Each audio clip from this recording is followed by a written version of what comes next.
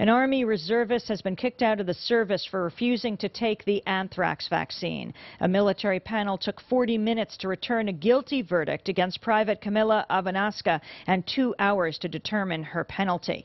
Ivanowska was charged with a bad conduct discharge, which is just one level behind dishonorable discharge. The prosecutor had asked the panel to give her 6 months in jail.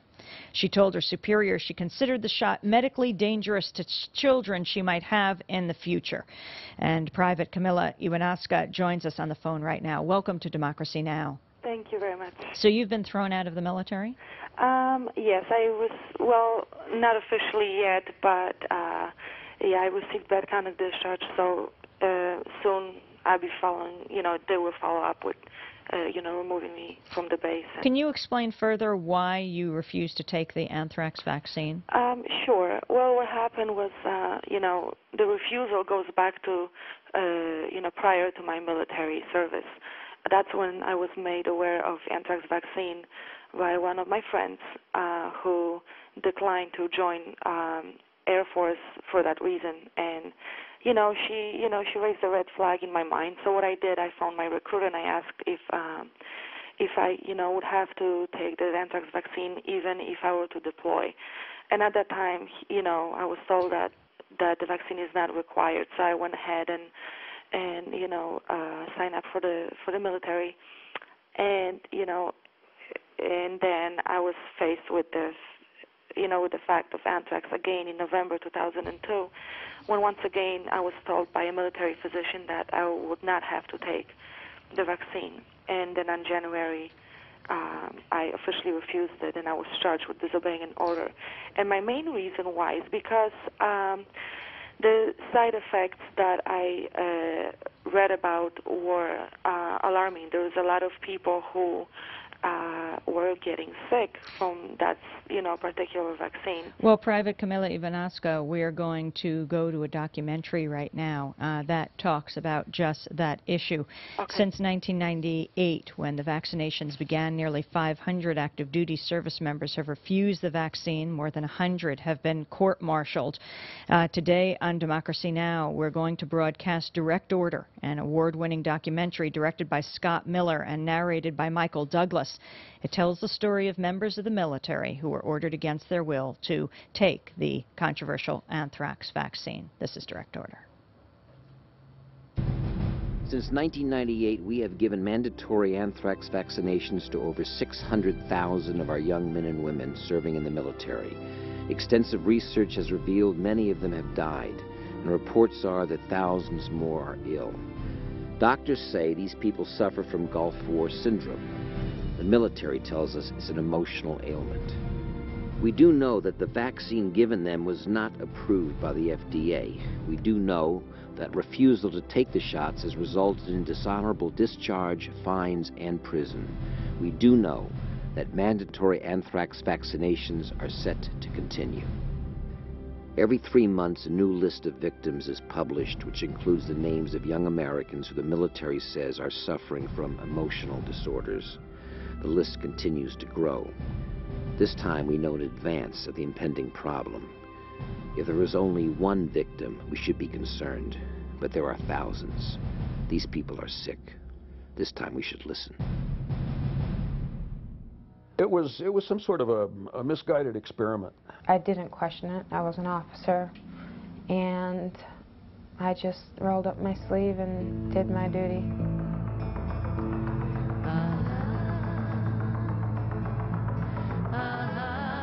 My name is Earl Stauffer. I'm a Tech Sergeant E6 in the 326 Airlift Squadron at Dover Air Force Base. I'm a load master on the C-5s. I thoroughly enjoyed it.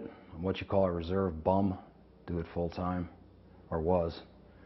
And received the anthrax vaccine in January, February of '99. That changed it all. Know how emotionally, intellectually, and in every other way, the horror of human experimentation. Unfortunately, human experimentation continues to this day, and is done largely by governments, including the United States. right now. And other than the usual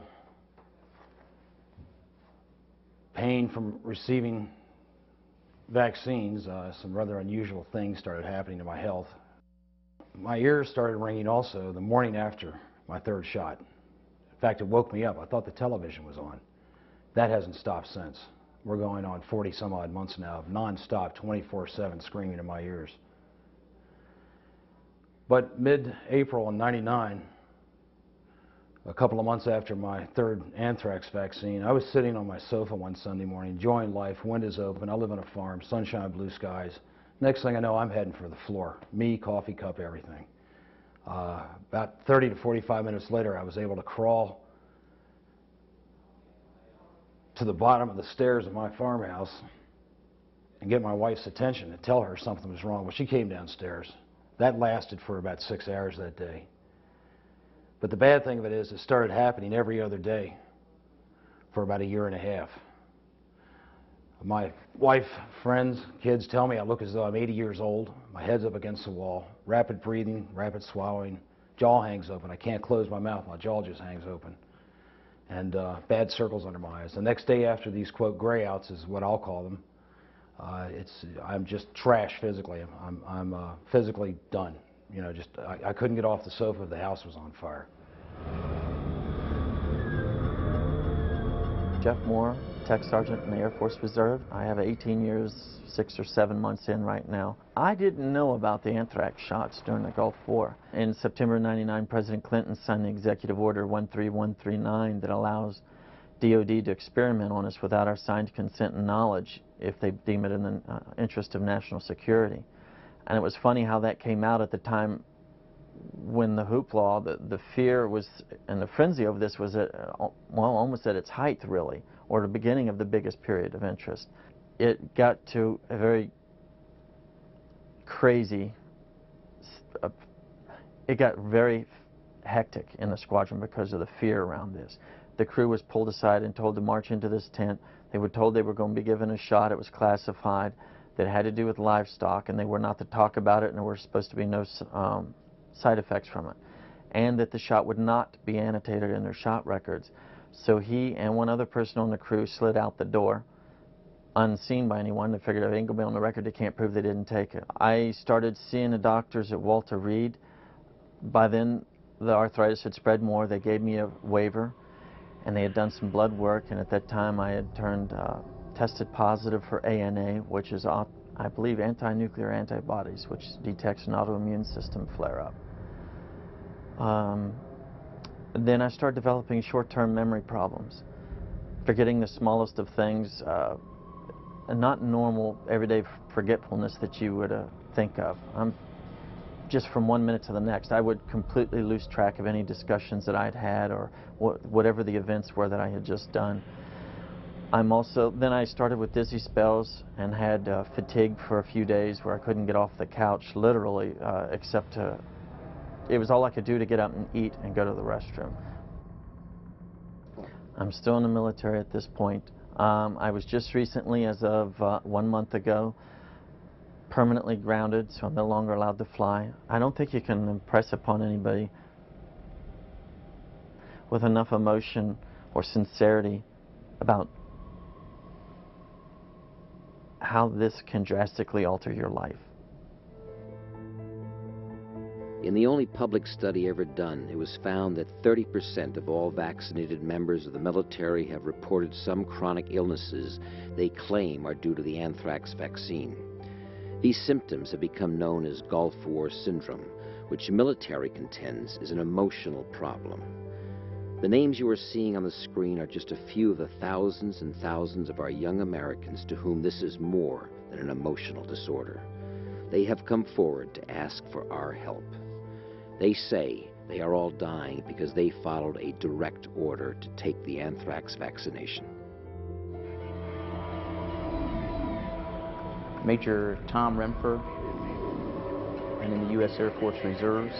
My military experience after 4 years at the Air Force Academy included about 7 years of flying F-16s, followed by a few years of flying the A-10, and then couple more years of flying the F-117, and then I went back to the A-10 until the anthrax vaccine program ended my flying career.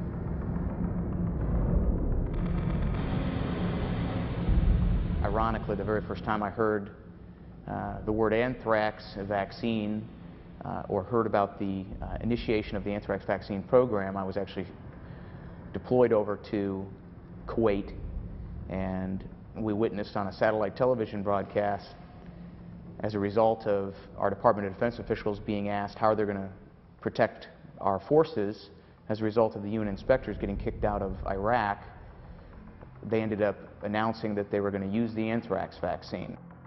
The way it was presented to our unit was that we would lead by example, we'd be the tip of the spear, and we'd be the first guard unit to take the anthrax vaccine. And that stirred up a little bit of dissent in the unit. People didn't really think that was necessary to lean forward and be so aggressive and take the vaccine when we all knew that there were folks that we'd served with in the past that suffered symptoms of Gulf War illness, and there were certainly questions about the unresolved maladies subsequent to Gulf War service. I'm Frank Fisher. I'm a physician. I still have my commission. I'm a lieutenant colonel in the Air Force Reserve Medical Corps. On September 24th, I remember it vividly, we had a mobility formation. We got all our shots updated and everything. Well, we only got one shot updated, and that was typhoid, which I didn't realize had to be updated. I thought that was pretty much good for the duration. This technician, who I remember distinctly had no rank or name tag. After one vaccination, Lieutenant Colonel Fisher developed bone marrow loss, Tourette's syndrome, and a breathing disorder. With the uniform code, the appearance code is 3510. She pulled me over and gave me a shot, and I asked her what it was. And she said she just shook her head and didn't say a thing. And then pardon me for the first thing I did was almost reflexively hand her my shot record, and then she just handed it back to me unannotated. Then I asked her what it was that she'd given me, and I was getting upset because, number one, I mean, I had to know this in case anybody asked me. It should have been on the shot record, and I wanted to know for my own good. I mean, I'm board certified in internal medicine. I know what I'm supposed to be getting. So I asked her what it was that she gave me, and she told me that she just waved me back into the line and in essence told me to get lost. David Ponder. I'm 24 years old, and I'm a second-class petty officer. I got convicted on January 12th of 2000, which is 1 year exactly to the day I refused a shot a year before. I was sentenced to 60 days in the brig and reduction from E4 to E2. First Lieutenant Jamie Martin. As part of my mission qualification, I had to go take a laundry list of shots, and one of which was the anthrax shot. I took shot number 1, 2, and 3 as I was told to do. I did what I was ordered to do to become mission qualified. With each shot, my reactions were getting progressively worse. The first shot was not a big deal. Second shot, I kind of had the flu-like symptoms for about 5 or 6 days. They went away. Then it was time for shot number 3, and that was the kicker for me. That's what makes me angry now, is that they still do the ballroom dance, that they're still dancing on the subject, and there's still information coming in, and they still stick by their guns, and they still say that there's nothing wrong with this vaccine. They're criminals. My name is Cheryl Angerer. I was a captain in the Air Force Reserve. I had my first and only anthrax shot in April of 1999. Eventually I was grounded because of it, and they sent me to Walter Reed Medical Facility for some tests. I don't know, life certainly has changed since then. And so I guess it's more the betrayal. And, I never would have believed that the government would do something like this, but I would have given my life for my country. It's a violation not only of your body and your health, But it's a violation of just your whole life.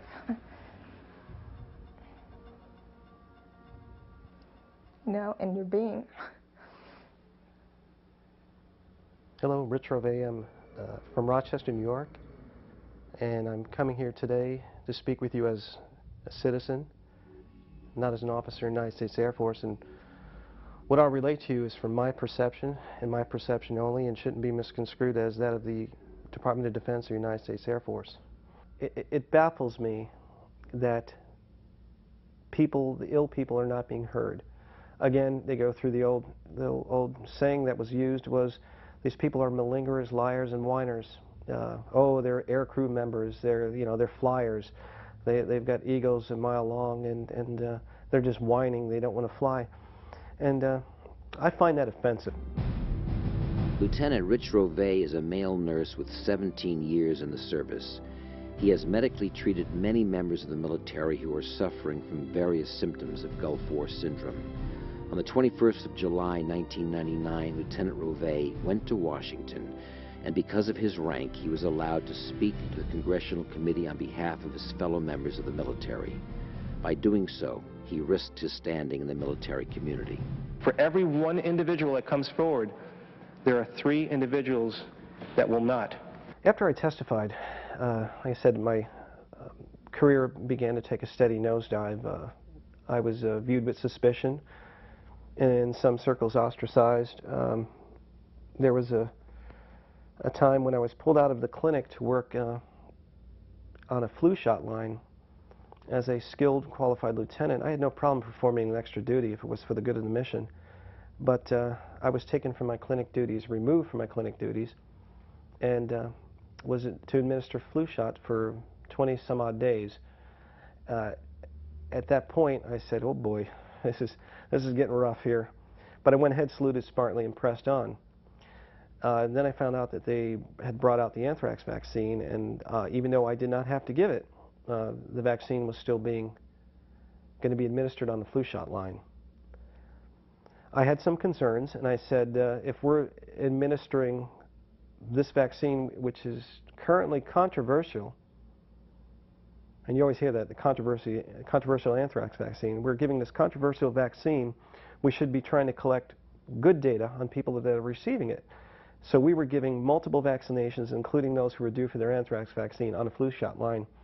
Now, how in the world can you determine if a vaccine had caused an illness or an adverse reaction when you're giving it concomitantly with other vaccines?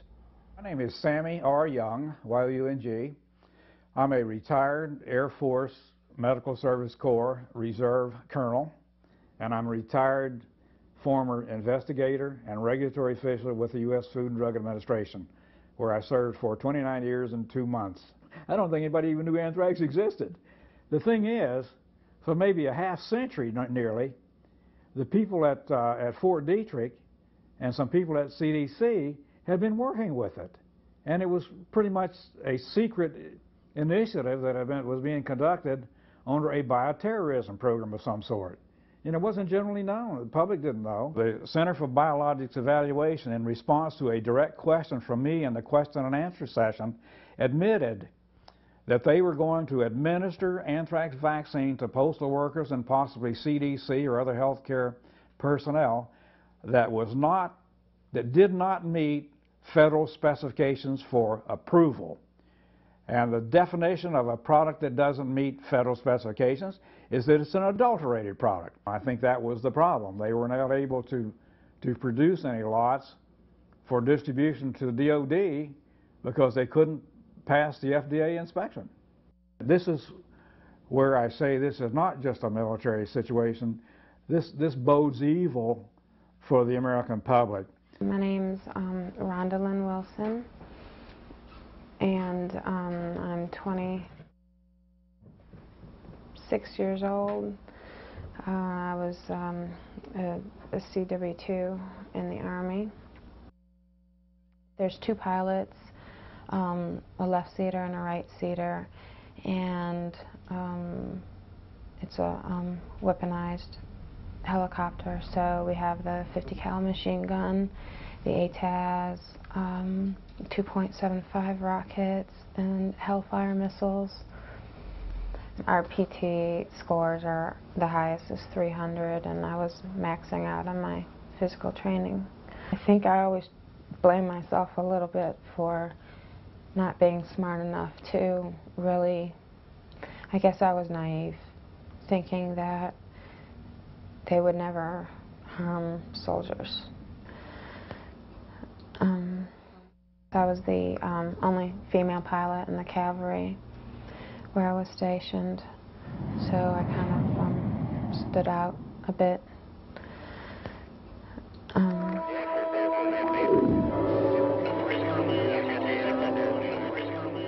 I took 3. My first one was in December of '98, and my second one was January of '99, and my third was May of '99. Actually, I started off at 154 and went down to 90-something. No, nobody can help me, but maybe I can help someone.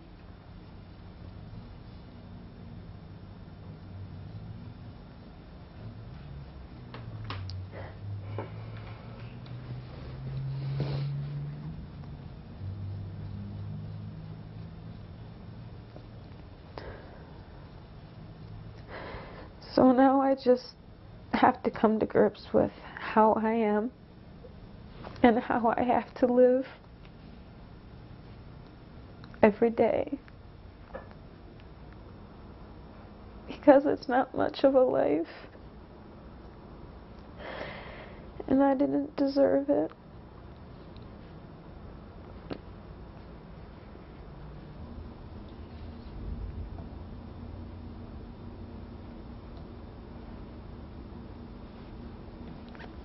Because I was a soldier first, and then an officer.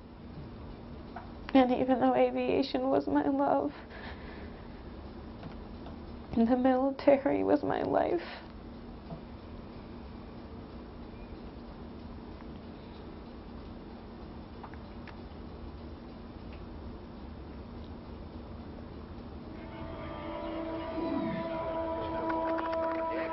The Pentagon is not publishing this information. You have to assume that there's something that they want to keep hidden. John Buck, and I am a captain in the United States Air Force, stationed at Keesler Air Force Base as an emergency physician. Myself, I did not want to receive the vaccine, and I did not want to put the Air Force in a compromising position by having a physician come out against the vaccine. I refused the verbal order. I was then given a written order, and I refused the written order. And I realized at that point the issue had become much bigger than myself, simply not wanting the vaccine. And federal law prohibits using investigational or experimental medications or vaccines on our troops without informed consent. Well, informed consent means that the individual has the right to be explained the risk and the benefits, but ultimately can decide for themselves whether or not they choose to have the medication or the vaccine. And that was not occurring with the anthrax vaccine. Once I found myself in the position of being the first physician to be given the order to receive the vaccine, I felt responsibility. So I took that stand, and I was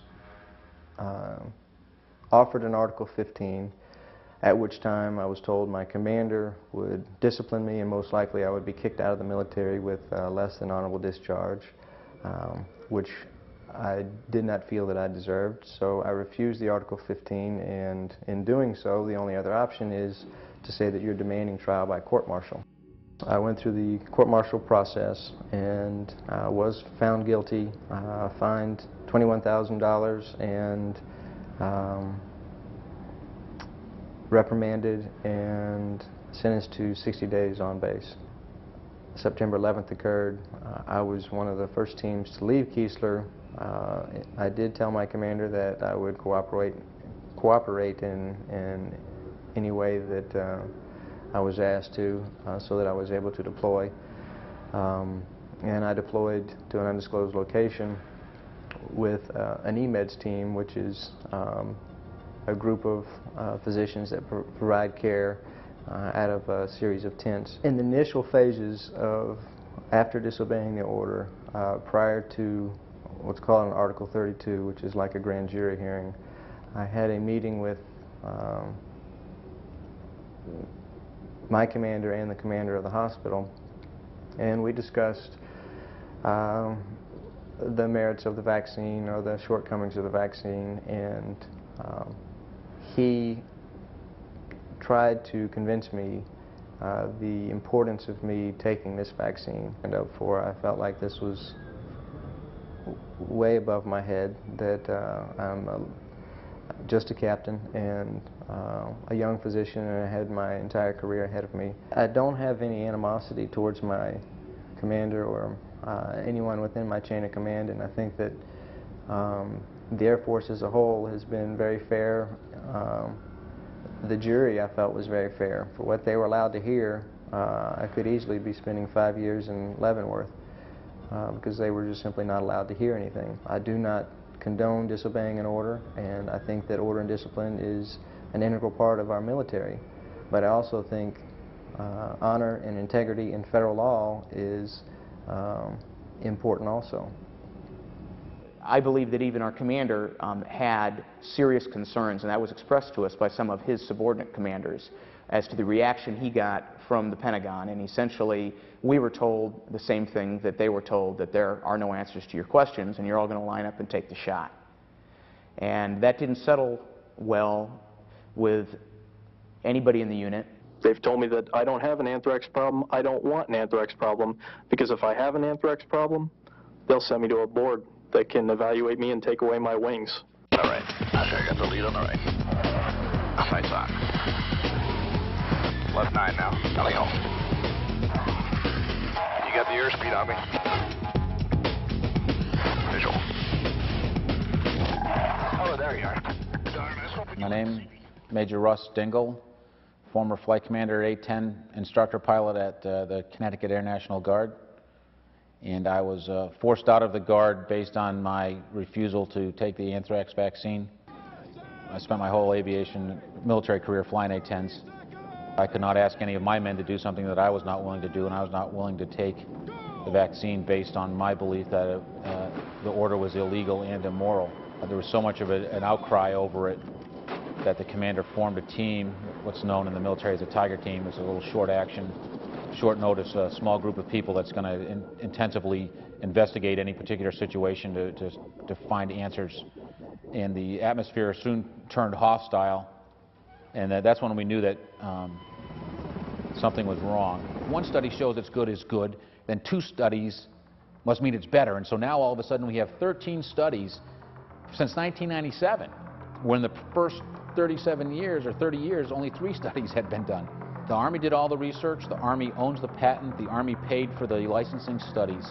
The Army has been essentially the sole customer since it was licensed in 1970. I too believe, like others, that there were good intentions. But pardon me for saying this, the road to hell is paved with good intentions. You don't do this to your own, especially in the United States. You know, we defend democracy and freedom in the world. This is an absolute contradiction to that. It was worse than being raped, because I was betrayed by everything that I was proud of and everything that I morally stood for. I joined the service so I could serve and give my life for the country. But I didn't think I'd have to give my life this way.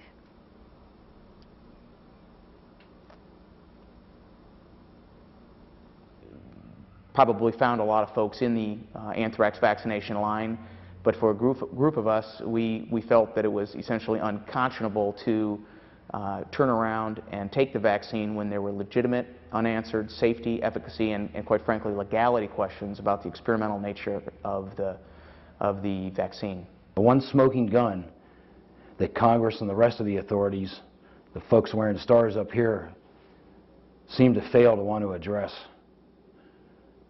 You know, it's our pilots, our enlisted people, people like me, people like the others that are paying the price for it. You know, I'd rather have caught a bullet from an AK-47 than gotten injected with this stuff. At least I would have known what my fate would have been. You know, am I going to be alive 2 years from now? Or am I going to join the ranks of some of my buddies that are passing away? Or in wheelchairs? Or walking on crutches? Force Reserves, Air Reserve Technician, Dover Air Force Base, Delaware. Except for a 2-year hiatus, 32 years. Vietnam, Gulf War, Grenada, Panama, and all the little deals in between. I took the 4th shot in November of 1999, and within 2 weeks of that, the Air Force sent this gigantic, rank-laden team to Dover. More stars than I've ever seen at Dover Air Force Base. There were 3 stars, 2 stars, 1 stars, and every one of them had 3 or 4 full colonels to get coffee for them. I mean, it was the most incredible team I've ever seen. It was every high roller in the anthrax vaccine program was there to talk to us because the active duty wing commander had called the timeout. Each man or woman would say, I was perfectly healthy, and I took the anthrax vaccine and I immediately became ill. I had vertigo, headaches, severe fatigue. Now I have an autoimmune disorder, or some would say I have a thyroid problem, or some would say I have multiple sclerosis symptoms, or some of them would say I have lupus symptoms. They were going to the hospital, and the hospital was telling them initially, oh, you might have had a reaction to the anthrax vaccine, which they knew they did, only to be told later on, oh, it wasn't the anthrax vaccine. We don't know what's wrong with you, but it wasn't the anthrax vaccine. So these people, as a last resort, were going to the highest command on base saying, I'm hurting, and the medical community is making a mockery of it. So the commander called the people into the theater in May of 1999. I'm not for sure what day it was. But he said, I want to hear from you folks. And one by one, they stood up and told their story in the commander's call. And he brought a doctor from headquarters to listen to their complaints. And the doctor stood up after he heard many of their complaints and said, look, I don't know what's wrong with you people. All I know is we have a mandatory program and you're going to take it. Then the commander showed him, who was the commander, and said, no, no one at my base is taking it. About 15 minutes ago, I made the decision that based on concerns and questions that need to be answered, that no one at Dover Air Force Base will receive the anthrax. No one at my base is taking this medicine anymore, not till somebody gives me answers. He adjourned the meeting. He called the Pentagon. He said, this is Colonel Felix Greta, commander at Dover Air Force Base. I've suspended the anthrax vaccine at this base until somebody gives me answers. He got answers immediately. The 3-star general, the highest ranking medical officer in the Pentagon, and his staff showed up at Dover Air Force Base the next morning. Dr. Lee Rogers, just stand up. Dr. Alving, Dr. Dana Bradshaw in preventive medicine and family. Dr. Friedlander from USAMRIID, Colonel Fred Gerber, Colonel Crowder, Harvey Crowder, Lieutenant Colonel Borowski from the Joint Program Office, Dr. Pittman from USAMRIID, Colonel Williams, because there is the at least loose connection in people's mind with the alleged Persian Gulf illness. They reconvened a commander's call and told everyone that there's nobody sick. I have done my 6th initial series. I'm due my booster in July. I have had immunization from lot 020. I am not concerned about the safety of this medication. That it's safe and effective, and it's FDA approved, and the program will go on. Let me say this as succinctly as I can. There is not, there never has been, squalene as an adjuvant in the anthrax immunization. Period. I'd like to have an answer why I have anti-squalene antibodies in my system. You know, there's medical research that's been around for 30 years that indicates this is unsafe. This is very harmful to people. It's an oil-based adjuvant. It's a big no-no to use on people. Why did the FDA find this in 5 anthrax vaccine lots? I know that we have a safe, effective vaccine against a uniformly fatal disease that our adversaries have weaponized. It is a force protection issue. I know that squalene is in fact a red herring. It is not, has never been, will not be in the immunization for anthrax. 020 and 030 have been tested, all the rest are going to be tested, and that is so that you will know that in fact we listen to the issues that we see published. If there is no squalene in the anthrax, then I want to know. And I want to know not just from the military, but I want to know from the people that are saying that there's possibly squalene in it. And I want to know from credible sources like in Stockholm or National Institute of Health. And I'm not hearing that. And until I hear that, I don't feel confident in ever taking another shot. And if I have to get court-martialed to not take another shot, I will get court-martialed not to take another shot. I'm sorry. The commander stood up and in so many ways retract what he said, and he told the folks. I said on more than one occasion this morning that there has never been and there is not squalene in the anthrax vaccine. I believe him. I expect you to believe him, officer in the Air Force and the United States Air Force Surgeon General. He is the most credible person on this subject today. So I expect everyone here in the Dover team to believe that. I believe that what you are seeing is a huge amount of concern to address this issue. The timeout that I called last Wednesday was to address concerns. They are addressed to my satisfaction. And you can see the United States Air Force and Army representatives here bending over backwards to address those concerns. The bioport production line is now up, and we're about to go into phase 2, which is immunization of the early responders, and then phase 3, of course, is the total force. I haven't seen that many for an ORI. For the kickoff of a war, I haven't seen that many stars show up. There's something bad, something real bad is going on here. But again, you know, you try to be a good trooper. You suck it up and press on. An extension of Agent Orange in Vietnam, the syphilis used on the Tuskegee Airmen, the radiation of World War II, God knows what else. Instead of being sprayed with the chemical this time, they're injecting us with it. What's the difference? Even the Nazis never experimented on their own troops.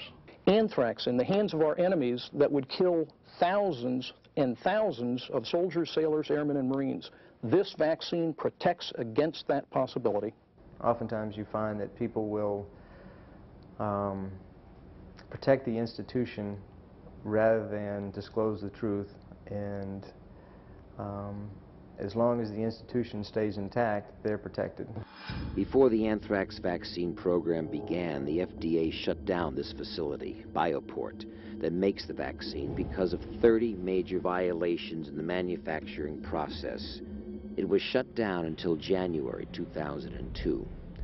During the entire time the anthrax vaccine program has been a direct order, the Bioport manufacturing facility has been unable to make the anthrax vaccine. They failed numerous FDA inspections with gross violations of basic standards. None of the vaccines given until January 2002 were FDA approved. You got to ask the question yourself, okay, the vaccine's not FDA approved. They find this out in 1998. The same year she starts taking the shot. 5th shot in Fort Riley, 6th shot in Fort Riley. 3.5 weeks after her 6th shot, she pretty much out of the blue wakes up one morning and she's on her period and it's pouring right out of her, just pouring.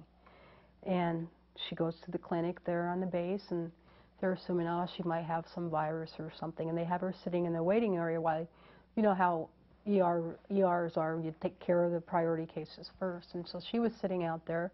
At the time, they didn't, without knowing it, they didn't know it. She was dying.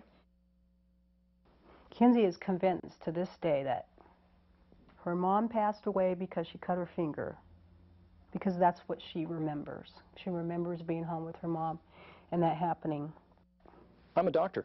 I can say with as much confidence as medicine can say about this vaccine that there will be no long-term consequences. Not to say that there aren't side effects. Of course there are, like any other vaccine.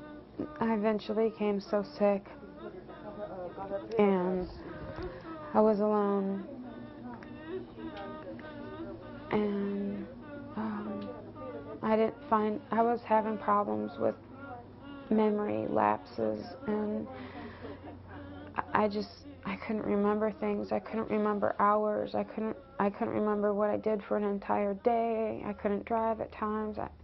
I wasn't eating. I was down to chicken broth and saltines if I was lucky. And then later on found out I was having like seizure episodes, and I eat something, I'm still hungry. It's like I'm starving. It's like I'm starving and there's a Thanksgiving dinner around me all the time. There's food everywhere. I want to eat. You eat something and within 10 minutes I'm in the fetal position crying. And crying in pain because of the cramping and the nausea and the vomiting, and that goes anywhere from a half hour up to a couple hours. And I don't care how strong you are, after a period of time you have your own personal defenses and you can't put yourself through that pain anymore. I went to headquarters, talked to General Starbuck. He treated me very well. He treated me with respect. General Starbuck told me that he wished more officers had my kind of integrity. He wished more officers stood for what they believed, like I was doing. He asked me what the problems were. He asked me how to fix the problems. And then he thanked me for talking with him and wished me on my way. And I left that day thinking I knew the Air Force was a good place to be. It's a great day in the Air Force, and I felt like the weight of the world was lifted off my shoulders. That there was a commander out there that was a commander. And he was going to take charge, and he wasn't going to let another officer or another enlisted man take a hit over this poorly managed vaccine program. And it was about 10 days later I got my notice to leave the Air Force. More than 100,000 veterans have reported experiencing symptoms attributed to Gulf War syndrome. There's not a single reported case of GWS among our allies. The Kuwaitis, Egyptians, or Israelis. The Egyptians contributed 40,000 troops to the coalition force. Not one of these allied troops received the anthrax vaccine. Abnormal levels of squalene have been discovered in the blood of ailing Gulf War veterans.